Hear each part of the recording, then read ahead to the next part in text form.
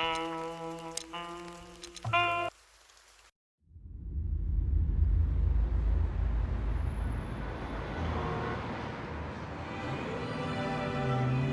ran out to get a pack of cigarettes, but I left my wallet at home. Yeah, that's me. I'm getting old. My name is Sonny Featherland, an investigator for 20 years, and once the star of the predatory division of the Clawville Police Department, one half of the legendary Chicken Police. But buying a pack of smokes is more than I can handle right now. Maybe I should just lay low. Yeah, I'll do that. The most colorful place in the wilderness. For all the gods, what bullshit. The last clucking color left this city years ago. And slowly I'll turn gray too.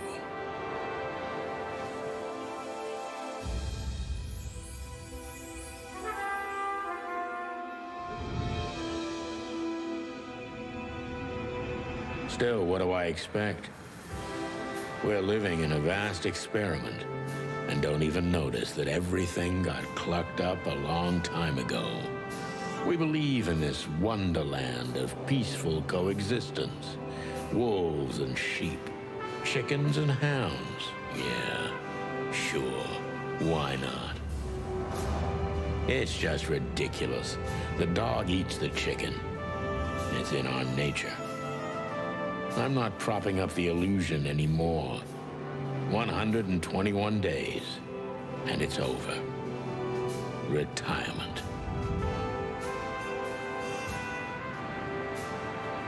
What could possibly go wrong?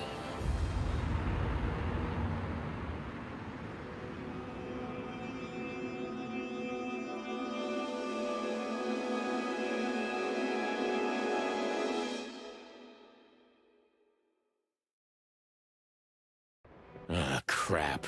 My office lock is a piece of shit if a dame can pick it. She stood in the darkness. The light painted stripes on her body. It whispered secret little things that were never there in the first place. But she was no zebra. Reality was just a light switch away. Elizabeth or Charlotte? I was sure she'd have a sophisticated-sounding name. She had a bygone look in her eyes, older than this ancient building, and perhaps the whole city itself. Or maybe I'm just drunk.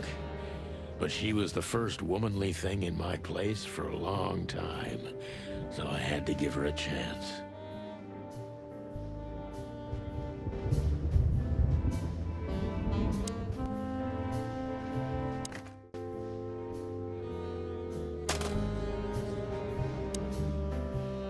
I don't even know what these papers are. I promised myself I'd write a novel one day.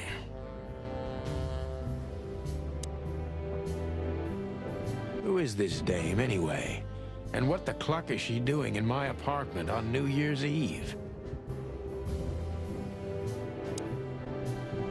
Let me introduce myself. My name is Deborah, Miss Deborah Ibanez. You're mistaken, ma'am. Oh, really? Please enlighten me, Mr. Featherland. I'm not a private eye. I'd recommend Mr. Philmar Lowe instead of me. He's a nice guy. Believe me, Mr. Featherland, it's not an accident I came to you. Look, miss, I work for the police, and I'm currently on leave. I couldn't accept private commissions even if I wanted to. Not even from a classy dame like you. Am I that easy to read? That's my job. But tell me, since you've invited yourself in, would you like a drink? I don't usually drink. Well, I've got to have one. And it'd be rude of me to drink alone. So, maybe some sherry? If you insist. But bourbon, please. Ah, Thank the wild ones. That's all I have. What a coincidence. So come on, spill it from the beginning.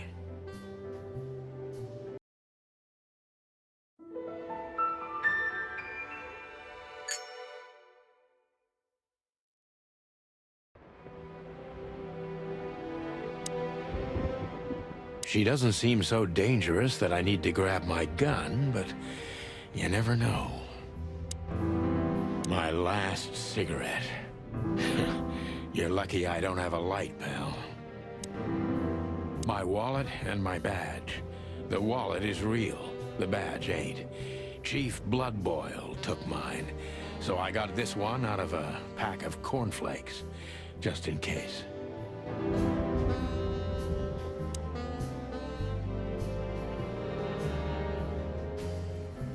I need a secretary. Books I'm never gonna read. Maybe nobody ever has.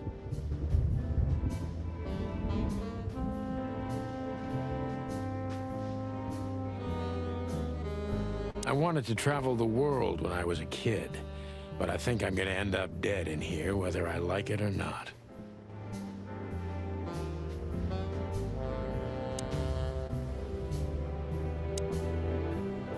We used to be star cops a few years ago. Tabloid press, radio interviews, and even a book series. I don't miss those days. Of course, Marty, my old partner, would disagree. He just loved the spotlight.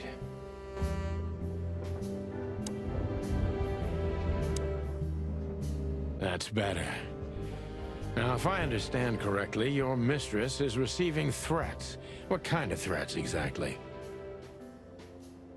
It's a very strange matter. First, there were letters.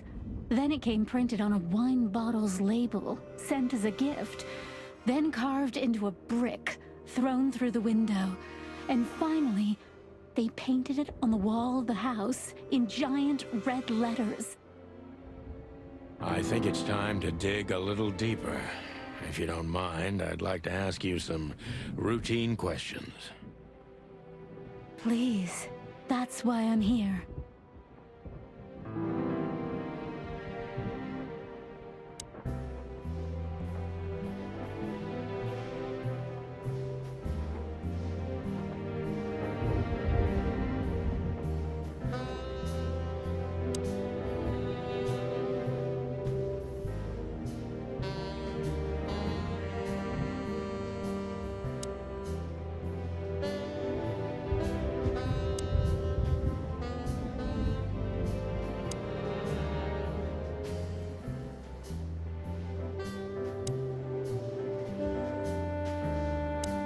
I must be cautious and smart.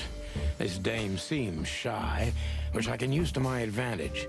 But I must be careful about what I say to her, or I could scare her off. Let's start gently, and when the time comes, we can go in hard. Who exactly are you, ma'am? I'm not somebody important, Mr. Featherland. You're important enough to deal with such a delicate matter, right? I carry out the wishes of my employer, nothing more. This means simple paperwork, most of the time. You've been thrown into deep water, sweetheart. Tell me, can you even swim? Believe me, this is just as unpleasant for me as it is for you, if not even more.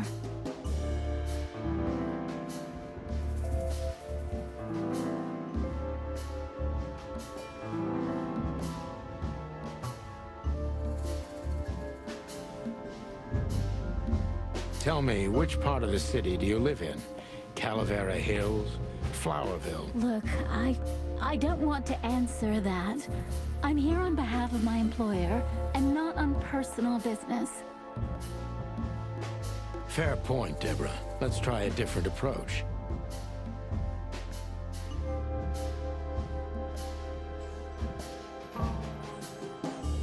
Why did you have to visit me this particular evening? I have my reasons. I may look like a silly little fawn, and maybe I am, but I still have common sense. I don't doubt that for a second, Miss Ibanez. This day is essential to my mistress, and she thought it's also important to you. A message in itself, for sure. But to be honest, even you are. You know what? I'll just take that as a compliment, even if it wasn't meant as such.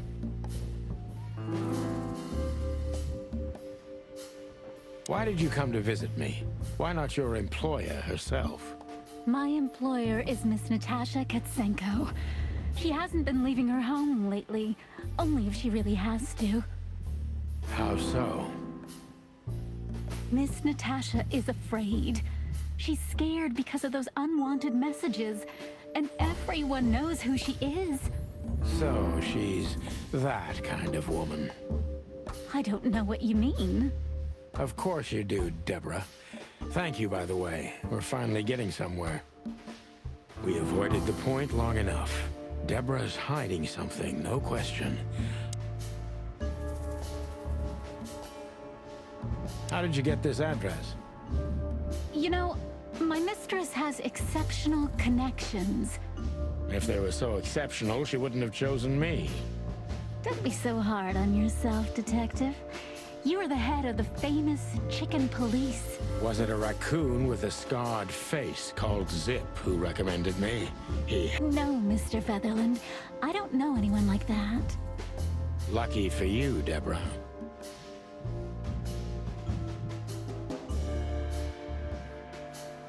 What do you want from me?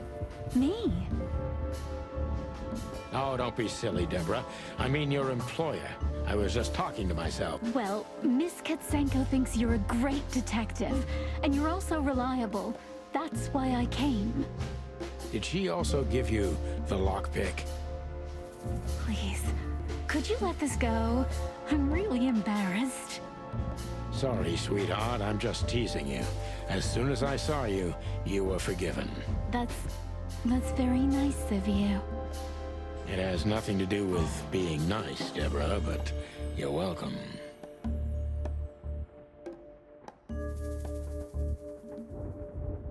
Don't you think this whole thing is a little suspicious? Look, Santino. I have no doubt about that. You look just the type, sweetheart. No offense. I'll take that as a compliment. Or maybe I'll act like I haven't heard it. You see, we're starting to understand each other.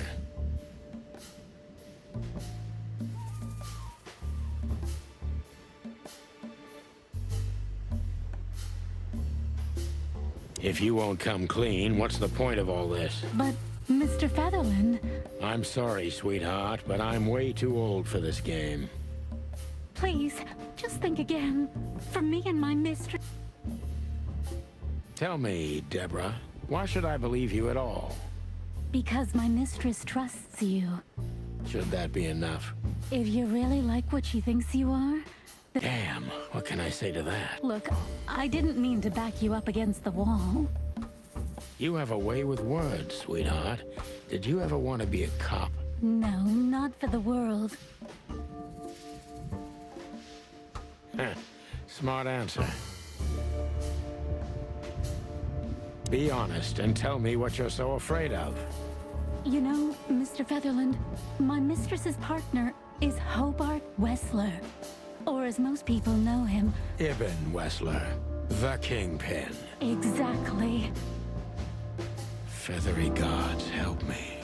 So you get it now. The secrecy. To put it mildly, I think I understand it all. Wessler. This little piece of the puzzle changes everything.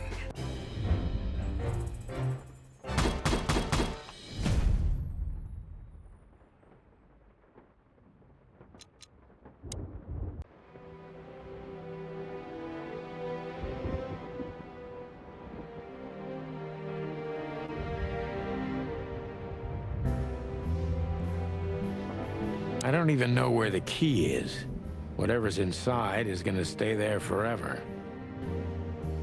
Behind that door lies the kingdom of dirty clothes, cigarette butts, and empty bottles. My bedroom. legs that go on for days.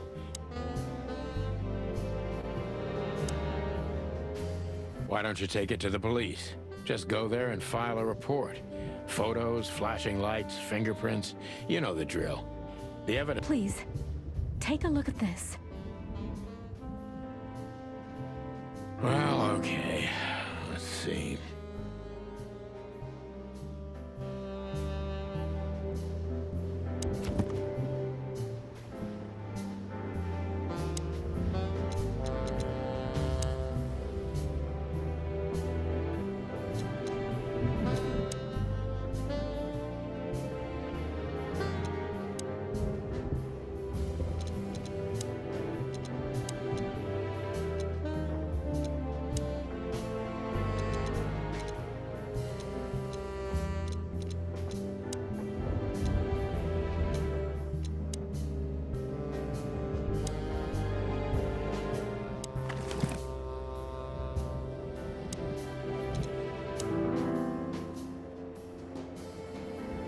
I know Molly very well. Please note this when deciding whether or not to accept my assignment. Miss Ibanez is a trusted friend. Treat her as gentleman. N. I felt like I'd been hit on the back of my head with a blackjack. Reality tilted. Molly. Good gods. What was her name doing there? I glanced at the opposite wall, with the well-worn picture frames. Like an eternally dark hole in the wall. A missing piece. She was wearing a light silk dress and singing a lullaby. The waves caressing her beautiful long legs. Why Molly? Why now? Mr. Featherland? Santino, are you all right? What the hell is this supposed to mean? I don't know anything, Mr. Oh, of course I understand, Miss Ibanez. I get it very well. But this case is becoming more and more confusing. It's starting to look like blackmail. Blackmail? Don't play innocent with me. But... All right. When can I visit? Visit? Me? Not you. Miss Katsenko. Oh, yes. You can find her at the Czar... Didn't you tell me she's not the social kind? That she's especially unsociable? Or does she only like loud and crowded clubs? No, she's really not like that. But she owns the place. Judging by the flyer, it must be a very busy club, especially on New Year's Eve, right? I'm sure you'll have no trouble finding Miss Katsenko, but there's one small problem, Mr. Featherland. Let me guess. Mr. Wessler better not know about my visit. Exactly. How did you know? 20 years experience, ma'am. Oh, and please, call me Sonny. It was a pleasure to meet you, Sonny. I'll talk about the rest with Ms. Katsenko in person. A good friend of mine would be happy to take you home if you'd like. I'd appreciate that, Sonny.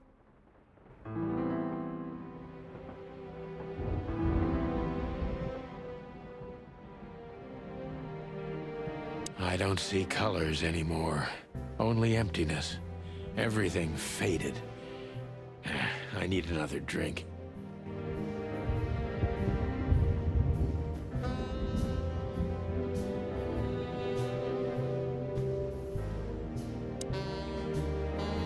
Every whiskey has the same color nowadays, at least in this price range.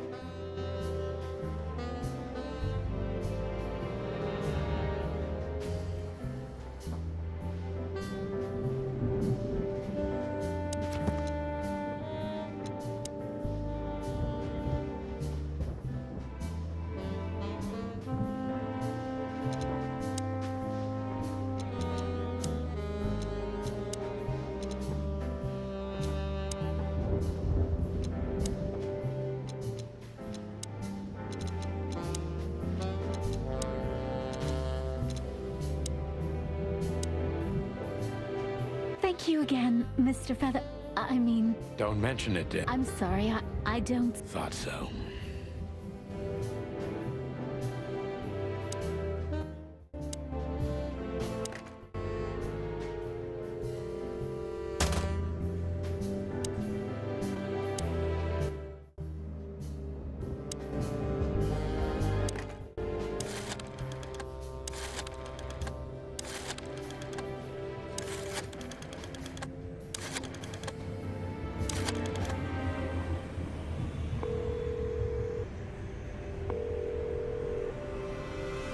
Hey, Lewis.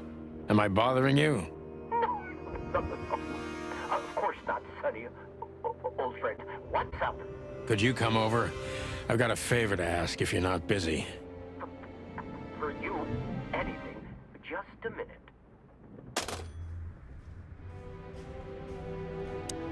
Lewis arrived a few minutes later. He lived in the rooms above, so it wasn't difficult getting here. Not to mention that he's a rabbit. It was a quick hop. The Atlas Hotel was his inheritance. It was once a well-renowned place, but not anymore. The last economic crisis ruined it. And now, besides me, he was the only resident of this enormous place.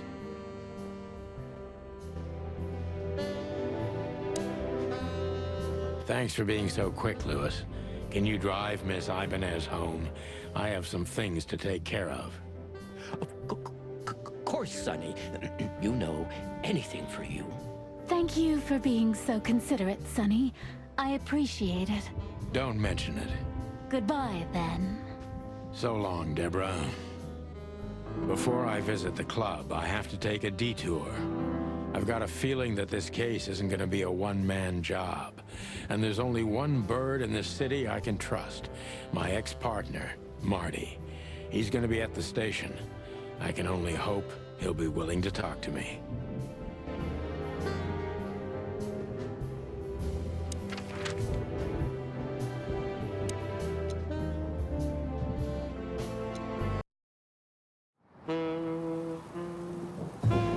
It was New Year's Eve, and I was driving, half drunk, risking my whole life's work. But still, it didn't feel any different. Every day was the same. And the 121 days I had left till my retirement seemed like an eternity. When I look out the window of the hotel room I call home, I see the same thing every day. A woman in a red nightgown dances slowly in circles to smooth music. The 9 o'clock show, with a glass of cheap bourbon and the red gown with the silent music. In the meantime, the proud city of Clawville is slowly eating itself alive. And we're still here, with nothing left to lose but our sanity, while others, the smart ones, had already gone. Molly. Does her name really upset me this much? All those years of solitude, and I still jump without question every time I hear it. And then there's Marty, my ex-partner, who hates me. But I know I have to speak with him, no matter what. Why do I feel like the past is watching me on this goddamn night?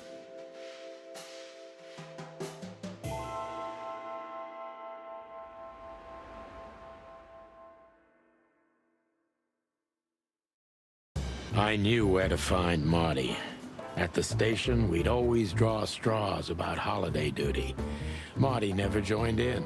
He always took the New Year's Eve shift, even though he had someone to go home to. I understood. 10 years ago, we survived the night the press called the Bloody New Year. Forgotten by Clawville, but not by us. We both left parts of ourselves behind that night.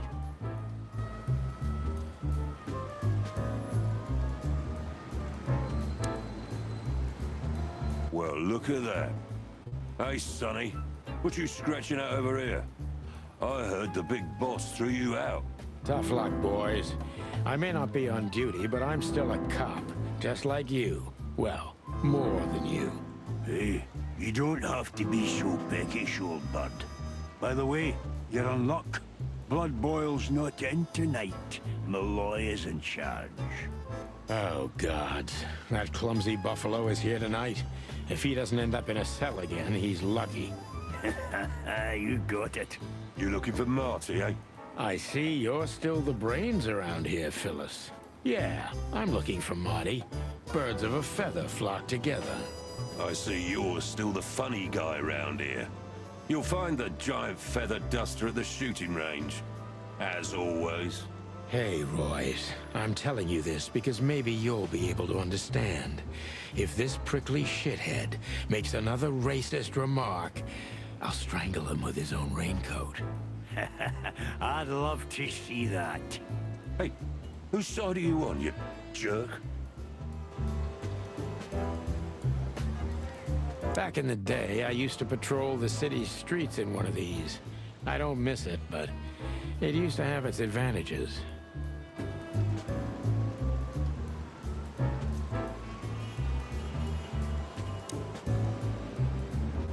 Every time this poster disappears, good old Blood Boil puts it right back, immediately. I tore it down at least 3 times already. Actually, it's a kind of passive-aggressive game for us with the Chief. Did you miss me? No? Same here. Here we are again, Clawville Police Department. I've never been good at history, but if I'm not mistaken, this place has been a church, a hospital, and even some insane cult's secret hideout over the years. Anyway, the place holds the secrets of the ages, and some drunk pigs in the basement.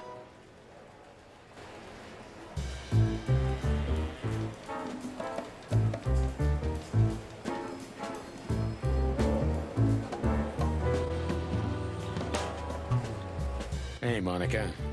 Hey, Boss Bird. What are you doing here? Shouldn't you be celebrating somewhere?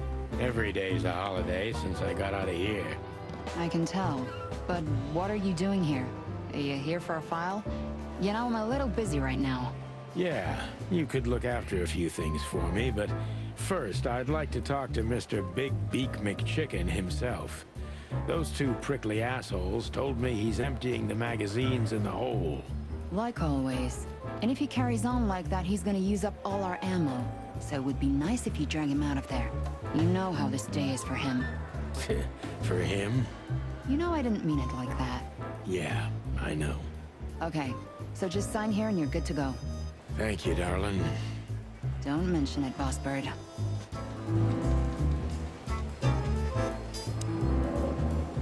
Mort, you scabious beast. What the hell did you do? Morty to you, sonny boy. Everything's fine. There was just a bit of trouble in the bar, and someone got knocked on the head with a glass. It wasn't my fault. I'm as blind as a bat, am I right? Did that ever bother you, Morty? Listen, sonny boy. Go tell them to leave me alone, eh? It's New Year's Eve, after all, and I didn't even do anything wrong. Not that wrong. Where's your little lapdog to get you out of this mess? Is that little pimp of a midget still sniffing around you? Jesse is a good boy, Sonny. And he's good to me, believe me. Oh, God, spare me the details. When will you finally realize that little shit's been using you? Oh, of course he's using me. What could a pretty boy like him want from this old monster, eh? Still, Sonny, I have no one else. Do you understand that? Don't you?